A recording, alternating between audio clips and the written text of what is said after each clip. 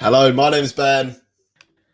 And my name is Josh. And welcome back to FPLGraduates. Welcome back after an international break. We've been away, we've come back, and we're refreshed and ready for FPL again for Gameweek 8. How are we feeling, Josh?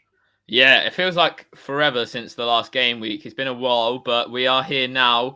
Buzzing for the Premier League action to get back. Are you making any interesting transfers this week, Ben? Oh, we'll have to wait and see for that one. We'll have to wait and see. I feel like my transfers or non-transfers currently might not be as exciting as you may wish, but my team is looking very exciting. So we will get into that. But yeah, no guests this week. On Instagram, we've put tell us who you want. Tell us who you want as guests, and we'll get them on. No matter who it is, we'll reach out to them. If they want to come on, they'll come on, So go over to Instagram. It's in one of our stories or something.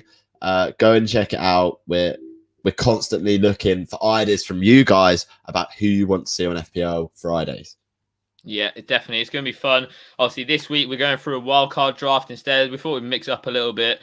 We've been super busy, so why not run for a wildcard? I thought about the wildcard personally myself over the international break, but just because I was so busy, I decided I'll just run with it. The next international break's not too far away, so I think I might play it in that week. When are you looking to play your wildcard, Ben? I mean, I'm not too sure at the moment. I think I'm going to wait for a week when my team's in crisis mode. At the moment, my team only has one flagged player, and so I'm kind of like looking in a pretty good spot, and I'm wanting to kind of save my transfer maybe and see how it goes. But yeah, I can't see myself playing the wild card now, obviously, because it's a bit late in the day now to be doing those wild cards. I imagine the most likely outcome 3 weeks time. I know I said pre-season, I was like, game week 8, the wild card's coming out. But last season, I know what happens. You play it and then you probably regret it in the next couple of weeks if you get a couple of injuries in those international breaks. So, in 3 weeks' time, we got one more international break. Then we got none till, next year. So we're not too worried about that. But yeah, should we just get into it, get into our teams and kind of talk through them? Yeah, let's do it. If you want to go first.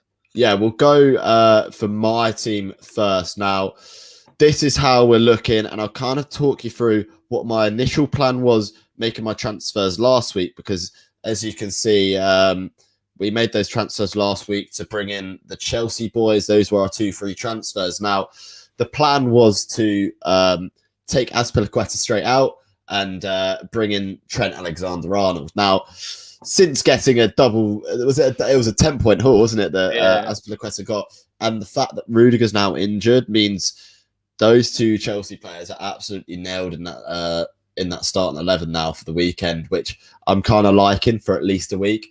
And Trent Alexander-Arnold after the Watford game kind of has some tricky fixtures coming up. And will we see Trent back to his best straight away?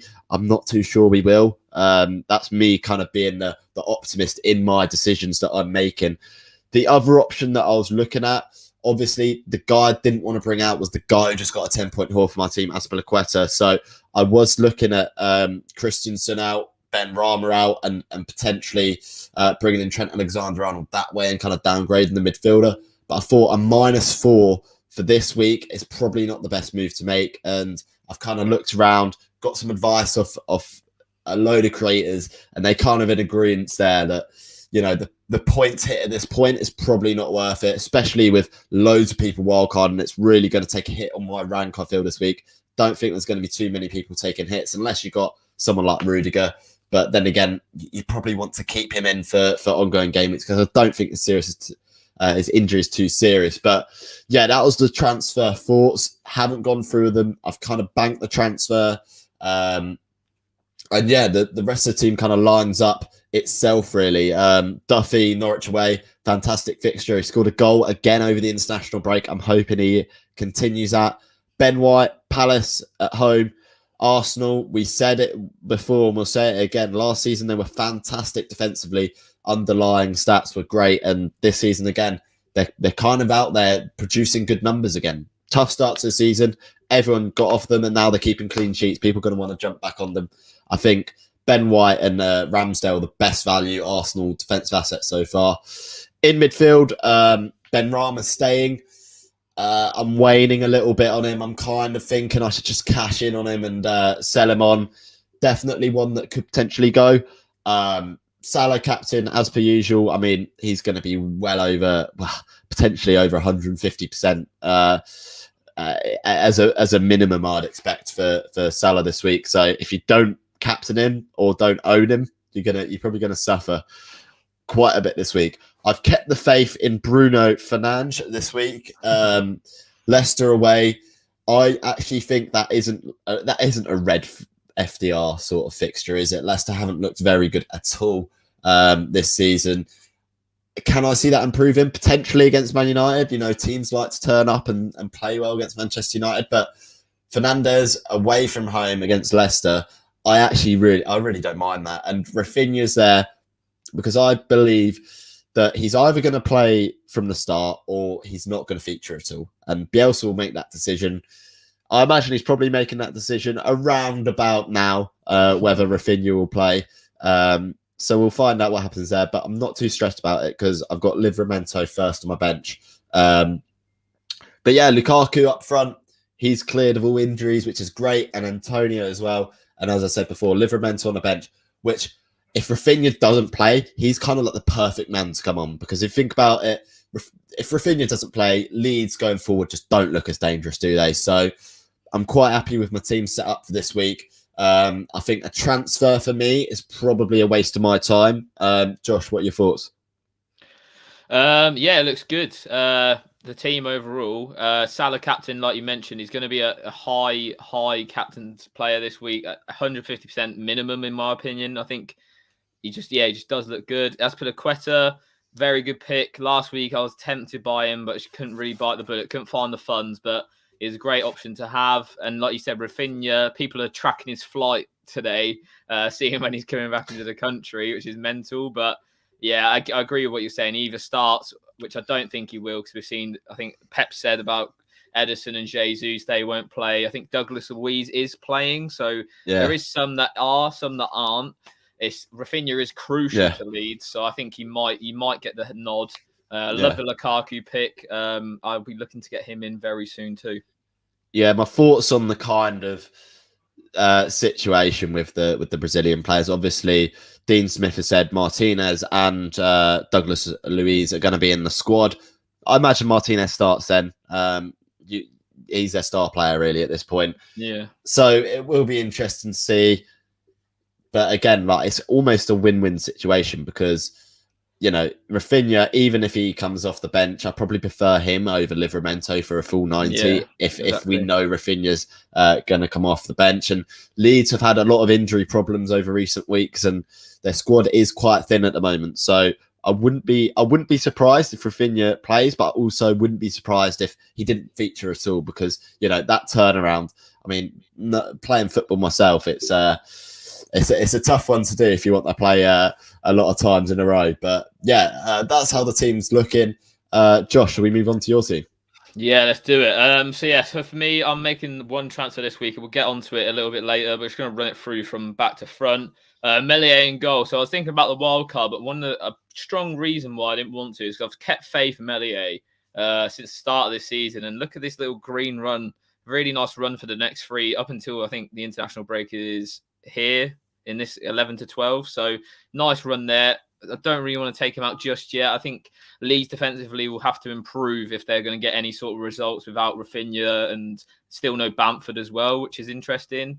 In defence, we're going with Shaw. He's still there. I don't really want him there, but he's somehow surviving. He's gone down to 5.4. I think Leicester away, I don't see many clean sheet coming out of that. Maybe get some attacking returns, though. I think he's looked okay, but he's just not produced the goods, which is annoying as an FPL manager.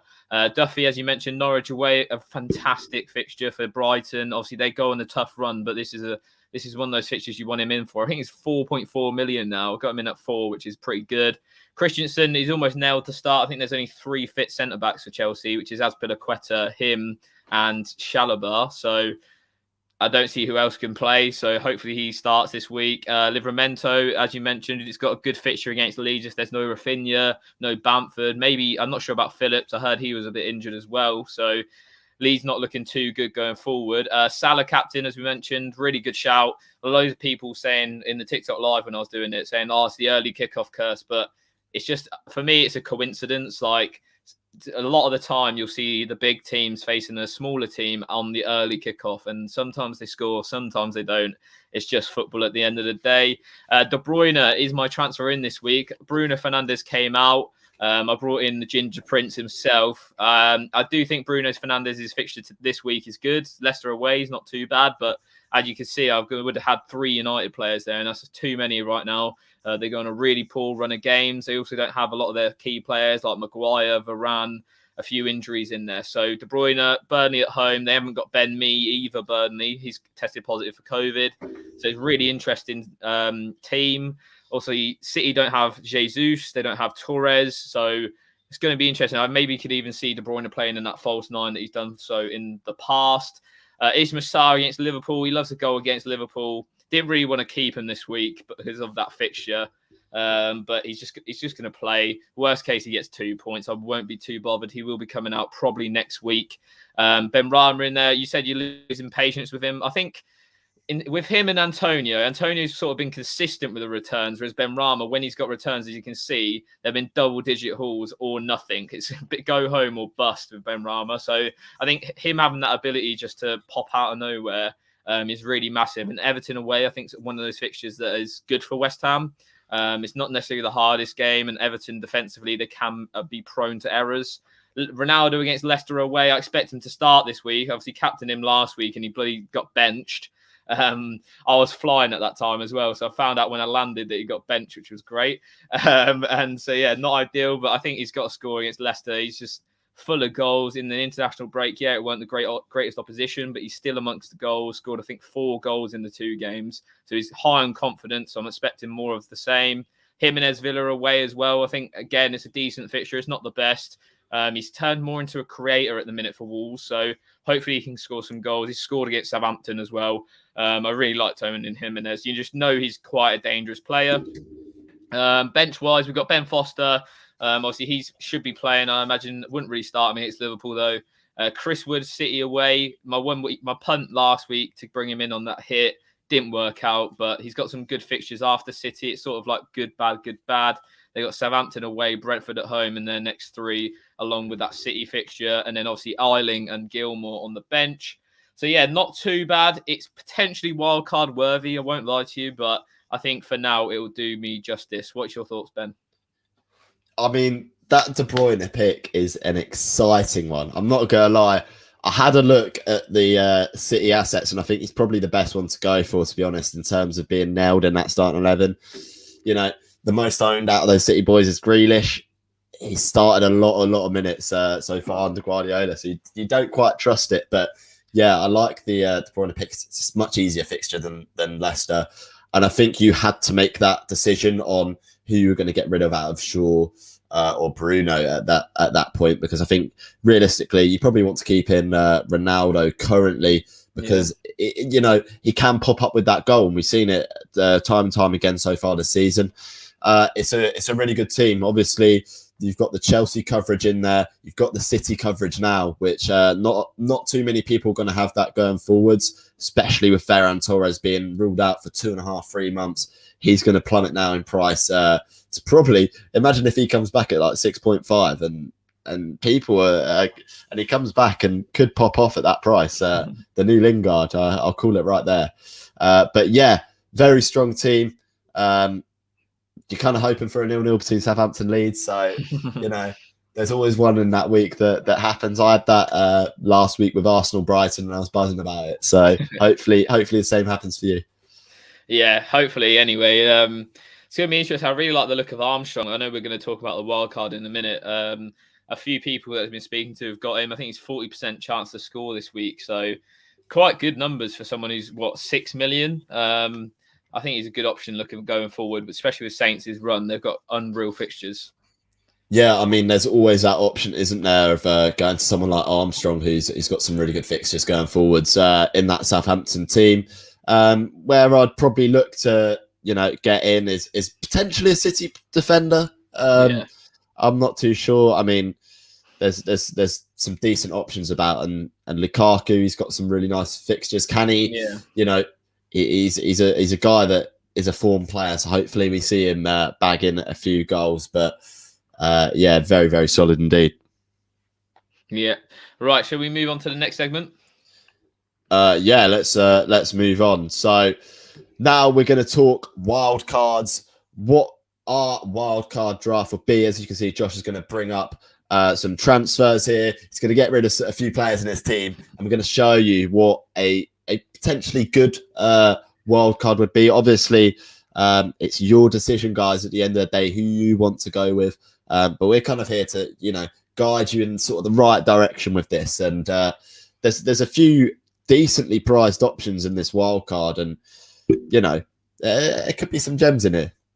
Yeah, definitely. So I've basically took out most of my team. I think for me, obviously, it depends on your budget as well. Like for me, I've got Duffy in at 4 million. He's now 4.4 million. He probably wouldn't be someone that I'd look to keep in the future. Obviously, after Norwich, they have City, Liverpool, and then they go Newcastle, Villa, Leeds. So it gets a little bit easier after those two fixtures. So maybe bench worthy, obviously, and then keeping him in there. Same with Livramento. He's what's he now? 4.2, and look at that run of green. Great fixtures for him, and it's so cheap. Those sort of guys are so important when you're trying to get the Salahs, the Trents, the Ronaldos, you name it. You're trying to fit so many premiums in. You need to keep these guys around your team at that low price point, don't you, Ben? Exactly. So are we just going to go straight in and kind of go with our goalkeepers? Who are we thinking, Josh? Because I'm thinking sort of like an Aaron Ramsdale in goal. I really like how he's priced and is nailed now in that Arsenal starting lineup. Yeah, obviously, I said with Meslier, he's got those good run of games, but if you don't have him and you can also save 0.4 million, I think it's a no-brainer to go with Ramsdale. Arsenal's fixtures as well do look quite tasty going forward. Palace, Villa, Leicester, Watford, Liverpool obviously not ideal, but then Newcastle. So up until Gameweek 13, they have a great run of games defensively, which is quite good. And Arsenal as a defence aren't too bad either. They don't really tend to concede a lot of shots and a lot of goals. We saw that last season, and I think this season they'll only improve on that with Tomiyasu, Ben White, Ramsdale. They're an improvement on what they had there last season. Wouldn't you agree? Yeah, absolutely. And I think, considering that last season they actually were quite good defensively, it was just like everyone just bantered them for being terrible, and they were, but defensively they actually had quite good underlying stats. So, Ramsdale is probably the best pick to go for. He's a good blend of clean sheets, and he gets the save points. Let's remember, like some of those saves in the North London derby were superb from him. Yeah, it was unreal, and also I think there's no one like him. I think that was the big issue we had at the start of the season. Like Sanchez is great, keeps loads of clean sheets, just doesn't get any saves. That's why me and you, I think, opted for Meslier. He gets so many saves, but then he doesn't get that many clean sheets. I feel like you butter your bread on both sides with Ramsdale. You get a bit of both, which is what you need in that goalkeeper position. And also Foster as a backup. Yeah, he's not got a good run of games, but he's starting at the minute for Watford. There's always room there for rotation, but as you can see, the fixtures coming up are not pleasant for Watford. Yeah, I mean, you with a backup keeper, you're not expecting him to be playing in your team every week, and I think,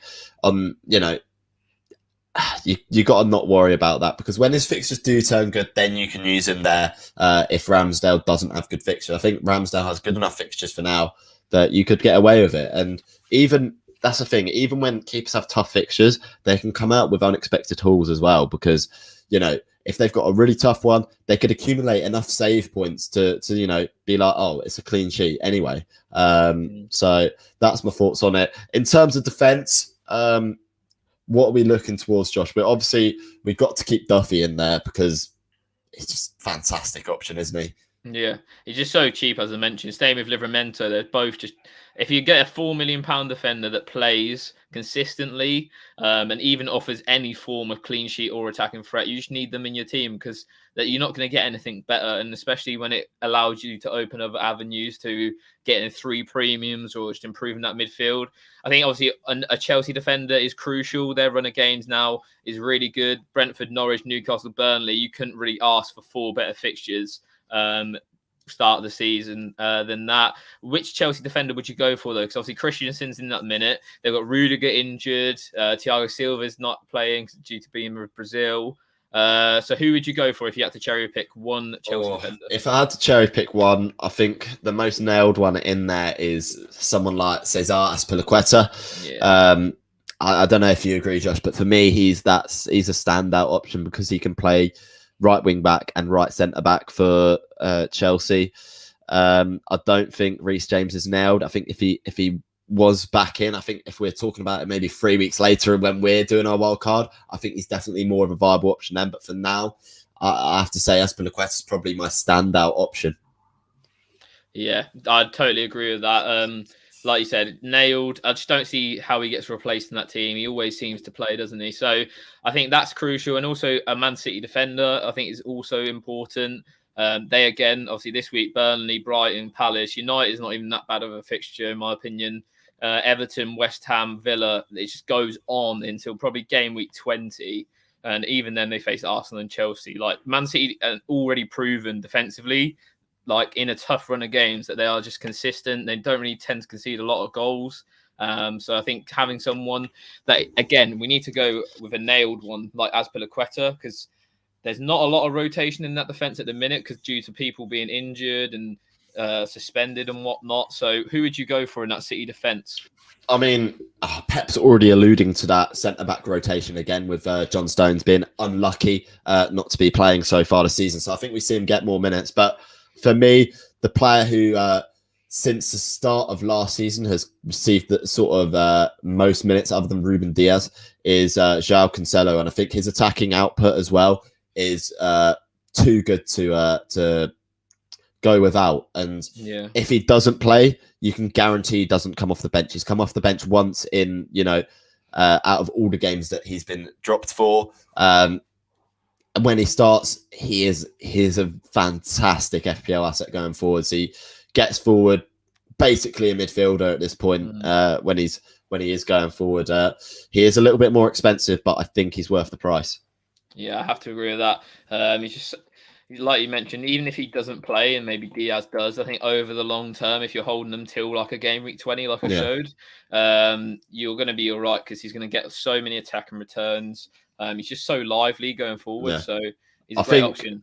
I think Cancelo gets more points than Diaz, even if he gets dropped once in every 4 games. Like, exactly. The bloke will get attacking hauls.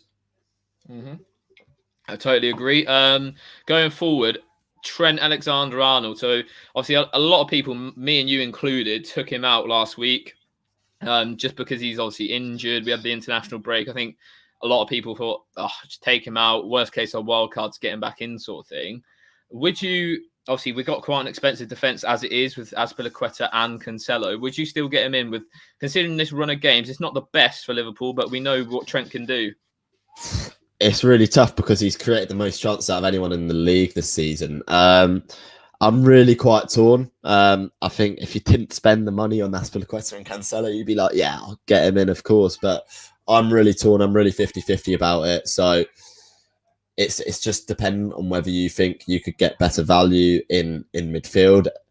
I'm not sure you can get better value for money in that midfield. I think of the midfielders priced 7.5 and below, who's going to match him in terms of point output? And I can only, list maybe 2 or 3 players that could do that.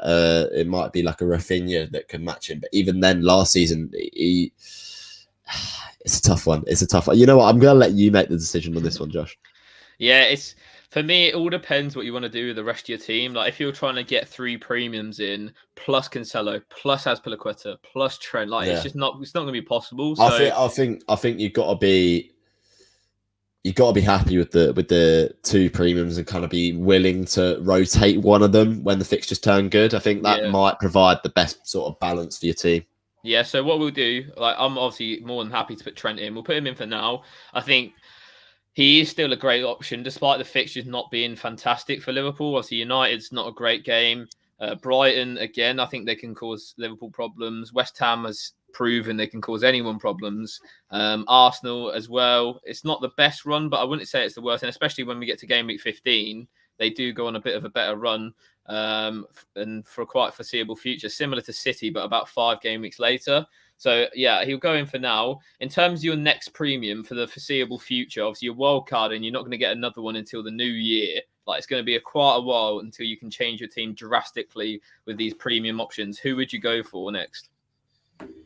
So, in terms of my other premium options, for me, it's got to be the main man up top, Romelu Lukaku. It's pretty much like a toss-up between Ronaldo and Lukaku. Who's got the better fixtures? Lukaku. He's got to be in for now then for me.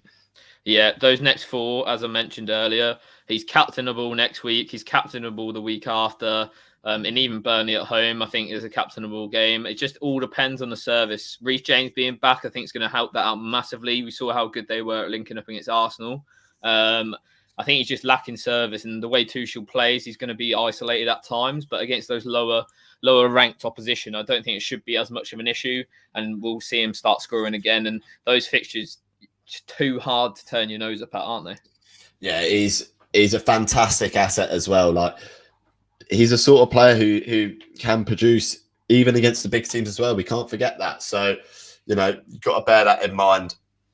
And what a player he is. He scored in the international break as well, and then went back for basically no reason. No, Belgium had a meaningless game, and he was like, "Yeah, I'm off. See you later, lads." So, yeah, what a player. He's in my team. And if we compare his next fixtures to Ronaldo, Leicester, Liverpool, Tottenham, City in his next 4 compared to those that we've seen in Lukaku, it's just a no-brainer, really. I don't expect Ronaldo not to score, but I think it's just to be safe. And you can even captain Lukaku, like Norwich at home or away, whatever it was.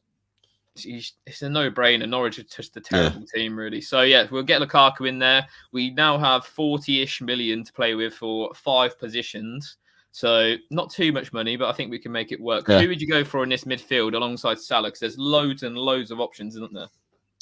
Yeah, I mean, there is quite a few options. I think, to be honest, even though he's very unlikely to play this week, I think Rafinha's like one that you're kind of looking at with his fixtures. Like, yeah, you kind of have to have him in. I think if you're on a wild card, if I was on a wild card, I'll be happy for him to play in my starting 11 and then be benched if he doesn't play. Like, that fixture run is really, really nice going forwards, especially those sort of next 3 fixtures looking really, really tasty. So I'd probably have him.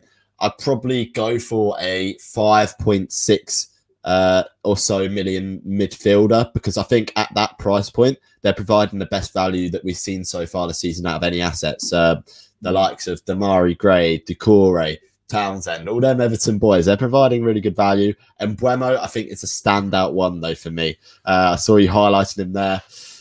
He plays further forward than Ivan Toney this season, which, it's crazy. We didn't see too much of it last season in the Championship. We saw Toney's taking more of a starring role. But as the quality increases, we see that Mbeumo is really thriving on that. And, the fixtures going forward, pretty tasty after game week 8. Yeah, obviously Leicester at home. I don't think Leicester's a bad fixture to play at the minute. They ain't got a lot of centre-back coverage. I think for this United game, it's touch and go whether Vestergaard and Evans can play. So Christ knows who they're going to play at centre-back. And then after that, you got Burnley away, Norwich at home, Newcastle away. They're 3 of the best fixtures you can ask for. So for me, if I was wildcarding this week, he'd be straight in my midfield. And also a striker that I'll move on to. I spoke about him earlier when I was going through my team, and it's going to be Adam Armstrong. If we're talking fixtures, Southampton are top of that fixture ticker right now. Leeds, Burnley, Watford, Villa, and Norwich in their next 5 game weeks.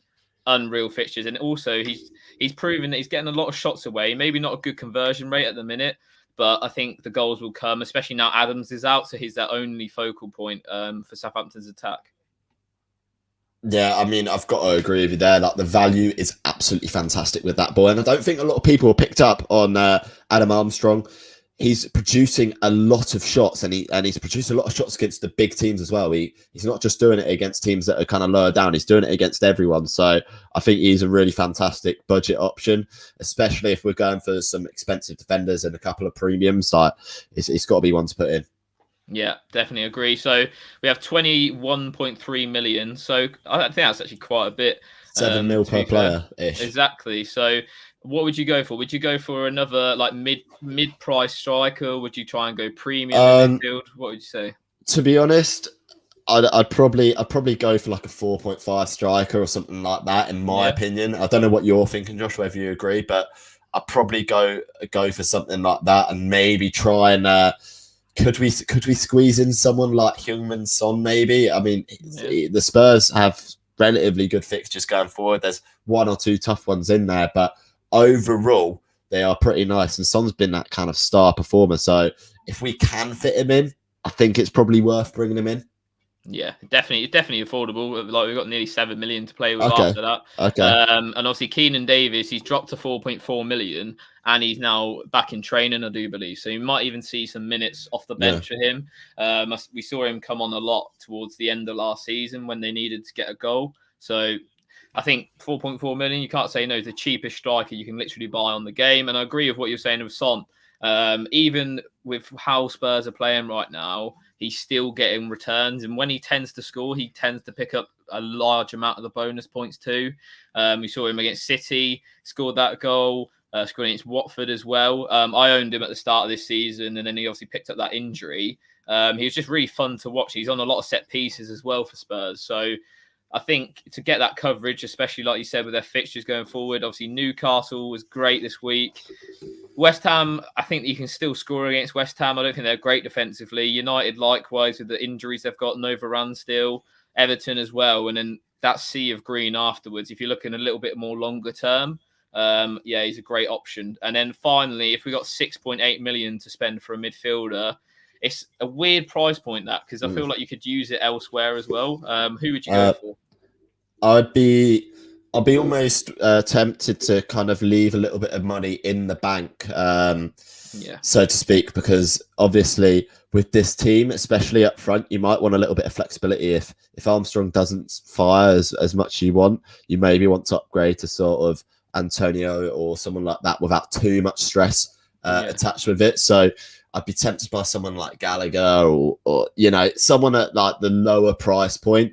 I don't see too much value in that sort of 6 to 7 million bracket other than someone like Rafinha. I don't know what you think, Josh. Yeah, I think it's one team that we've sort of mentioned defensively not going forward is Arsenal. And I think Saka, Smith Rowe, Odegaard, whoever plays out of those three, obviously the cheaper the better, really. They're all looking good. I think Smith Rowe's 5.4 million, unreal option at the minute. Great value. Palace, Villa, Leicester, Watford, all good games. Newcastle after Liverpool as well. I think they're a good option. But like you're saying, I think it is important to hold some money in the bank. Because after Lukaku plays those 4 games, you're probably going to look towards getting Ronaldo for that fixture swing that United have. Because they obviously go on a good run of games as well. So having that money in the bank's important, and I do think Palace's fixtures aren't too bad. They have got some tricky ones in there. Obviously, Arsenal's not the worst. Newcastle's great. City's obviously terrible, but then we have Wolves, Burnley, Villa, Leeds. Very good fixtures there. So yeah, I think for me, I'd be happy to put Conor Gallagher in there still. Yeah, I mean, there's certainly a lot of great options in there. I like Conor Gallagher for his underlying numbers, which are absolutely fantastic. They've waned a little bit over the last sort of 1 to 2 game weeks, but overall they've been absolutely fantastic. So, for a wildcard team, I think this is a fantastic team. Probably one of the better ones you're gonna see out there, hopefully. But yeah, there's some good players in there. There's a lot of flexibility. You could bench like a couple of players if they got a difficult game week, and it would be a really strong bench. I think there'd be like 2 solid players on the bench every single week, which it's been tough to come by so far this season. Yeah, it definitely has. And also, I think you have a lot of flexibility in the team. Like, say if you want to, I don't know, get Ronaldo or something, you could easily go Son and Armstrong to Ronaldo in a 4.5 million midfielder, and that's already sorted. Yeah. So, yeah, it's really easy interchangeable. You'd like looking at 2 transfers maximum to get a premium in, which is just a great position to be in. So if you are on a wild card currently, maybe have a look, have a think. I think the essentials are City, Chelsea defence, Salah, obviously, maybe Lukaku for those next 4, and then fill in the gaps really for the rest. Yeah, I mean, that's the draft, guys. What do you think about it? Let us know. I mean, I think it's probably as good as we're going to get personally. we're obviously not hitting the wild card this week. We're going to wait even more time than we thought we would from the start of the season. But yeah, that is what the wildcard team's looking like. Yeah. So yeah, we'll get into some questions as well. So if anyone's got any questions, please put them in the comments. We'll go through as many as we can in the next 5 or 10 minutes, and then we'll wrap things up for Gameweek 8. It's coming around fast, isn't it, Ben? Yeah, definitely. So whack your questions in. First one here, Rafinha. Do you start him? I'd say yes, definitely on the off chance that he does start. Yeah, I'd have to agree. I'd start him, but I wouldn't have my hopes up for him starting, if that makes sense. I think it's a low risk. I don't see him getting subbed on. I think if he's ready to be subbed, he'll be ready to play. It's not as if he's injured or anything like that. So yeah, I'd start him as well. Yeah, definitely. Here's one from Izzy. Is Vardy a good option? For me, one of the most underrated options of this season so far. He's ticked along really nicely. The joint top scorer in the league. I mean, what more could you want? Yeah, it's interesting because I think he's gone under the radar because of how poor Leicester have been, but he seems to have dug them out, of a few tough situations. He seems to do it every year, always go under the radar just because of his price. He's not in that mid-tier category, but he's not in that premium echelon either. I think with Leicester's fixtures, they're not the best, but I think he could be a viable option if you're maybe looking at it as that Son, like instead of Son, maybe going Vardy. I'd be happy with that too. Yeah, definitely. FPL Don's just come in. Long time. It's been a very long time, to be fair, since we seen him. He's asking about Gallagher, and it's interesting you say this because probably if you came in probably 2-3 minutes earlier, you would have seen Gallagher in our wild card draft. Yeah, I think he's a fantastic option going forward. Crystal Palace, they're going to have all their main players back, and Gallagher has been playing the best out of all of them so far. We're seeing Elise coming into the fold a little bit more. We're seeing Eze, he's starting to train with the first team again. I think we could see a dangerous Palace side going forwards in the next few weeks. Yeah, I think the signing, their recruitment as a whole has been fantastic. We've seen with Anderson, Gueye, Elise, Eze, like the past couple of seasons have been really, really good at recruiting. So I think we'll see Palace push on. Whoever those 5.5 million midfielders are going to be, I think they're going to be the ones to pick up on. Obviously, Elise scored, I think, last week as well. So there's a few options in there, but I think for now, Gallagher's that safe bet going forward. Yeah, I'd agree with that. Glenn is asking about Ferran Torres. Should he take him out for a -4, or should he play Connor Cody of Wolves, who have Aston Villa away? What are you thinking, Josh? It's interesting because, like, who are you going to take out Torres for? I think it's a big question as well. Obviously, Villa isn't the best game to start a Wolves defender against. So I'd maybe lean towards getting that -4 for Torres. And if you can bring in, say, a Foden or a Grealish. So I think having a City attacker is just going to be as important as having a City defender for the next 3 weeks at least. That's for sure. Yeah, I think you got to probably get Ferran Torres out this week if you don't want to get the price drop, because he will drop over the weekend. I can guarantee that. And you don't ideally want to be making transfers so early on in the game week, not knowing, what's going on, especially with Champions League next week. So I think I personally take that hit this week and, bring in potentially another City asset. You can't, well, you can go wrong, but you're less likely to go wrong with someone like Jack Grealish or something like that. So yeah, we'll take a couple more.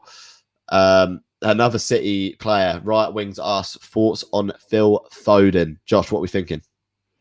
Yeah, it's interesting, isn't it? They've got so many options. It's a joke. In those front 5 positions, you could say anyone really plays there.